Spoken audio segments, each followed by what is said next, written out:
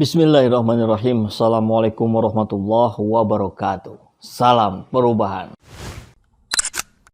Sahabat semua, luar biasa ya. Orang-orang kaya di Indonesia, kita belum bisa kemana-mana, mereka sudah berlibur ke luar negeri. Mereka pakai empati nggak ya? Apakah mereka ketika akan berlibur itu melihat dulu nggak ya sekelilingnya?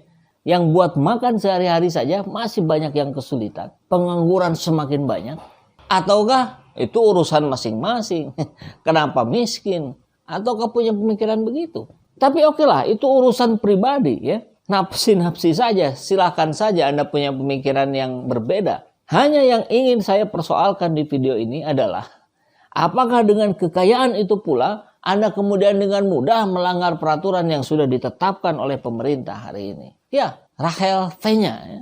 Dengan begitu manisnya berada di pengadilan, barangkali wajahnya yang enak dilihat, sehingga hakim memiliki keyakinan bahwa dia berlaku sopan, sehingga nggak harus ditahan. Luar biasa hukum di negeri ini ya. Kemudian netizen membandingkan dengan seorang nenek-nenek yang harus ditahan 1 tahun, padahal dia sudah memohon-mohon di depan hakim. Itu masih dianggap tidak sopan. Barangkali begitu ya. Hakim menentukan dia harus masuk penjara atau tidak karena penampakannya kelihatan sopan atau tidak. Ya, kalau ini dikonfrontir dengan para hakim, saya yakin mereka akan mengeluarkan sejumlah dalil-dalil. Tapi kan kita melihat dalam perspektif rakyat jelata. Dan terakhir, Mulan Jameela dari Turki ya, katanya sekeluarga itu tidak masuk karantina, ya, tidak masuk hotel, atau kalau yang rakyat jelata itu di Wisma Atlet. Dan sampai ada netizen yang melihat di hari yang harusnya dia karantina kemudian nampak ada di mall, meskipun itu dibantah. Katanya dia karantinanya di rumah. Nah, karantina di rumah itu tidak berlaku buat rakyat, hanya berlaku buat petinggi-petinggi di negeri ini. Begitu ya. Hebat sekali. Punya kasta yang jauh lebih tinggi dibanding kita. Dia memang wakil rakyat, mewakili rakyat ya. Bagian senang-senangnya, bagian banyak duitnya, bagian bisa melanggar aturannya. Kemudian dibela tuh. Tidak ada pelanggaran. Karena kalau anggota dewan setara presiden. Hebat kali ya. Wakil rakyat nih waktu kampanye ngemis-ngemis minta dipilih. Ngerayu-rayu. Ngasih ini, ngasih itu segala macam. Setelah jadi boro-boro. Mereka asik-asik saja gitu.